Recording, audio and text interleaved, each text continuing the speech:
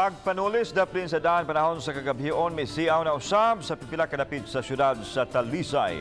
Ang detalye sa report ni Femari Dumapong. Kining hulagway sa nagkagisi-gisi nga bag, gipost sa usa ka netizen sa social media. Ang iyang igsuon na biktima sa pagpanuli sa niaging gabi diha sa Cebu South Coastal Road sa Barangay San Roque, Dakbayan sa Talisay. Gingong nagbirahan ay sila sa tulisan sa bag sa biktima.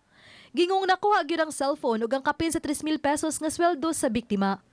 Giangko ni Police Corporal Eliazar Bilsinia nga nisiaw ang tuli sa Dakbayan ilabi na sa mga sudlonon nga dapit. Ug mao kini karon ang ilang giaksyonan. Ning bula na lang nitala na silang upat ka mga insidente sa pagpanulis.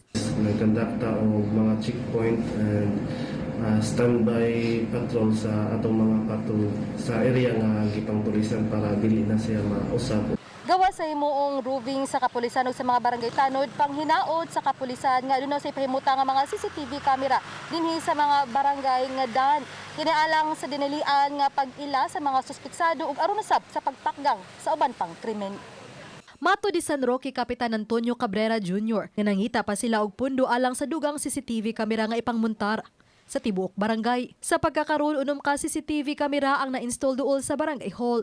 Baka nagitulisan ma'am, diha nagikuan siya katora ma'am.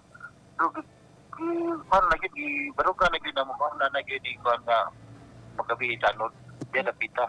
Naglubing nagdinatanod pero di baru ka nagdinamo dili na magbiyahan. Apil sa gisubay sa mga pulis ang taho nga misyaw usab ang mga mangunguot sa mga lugar nga dagsaan sa mga tawo. Uba ni June Sulon. Ako si Femari Dumabok. Balitang Bisdak.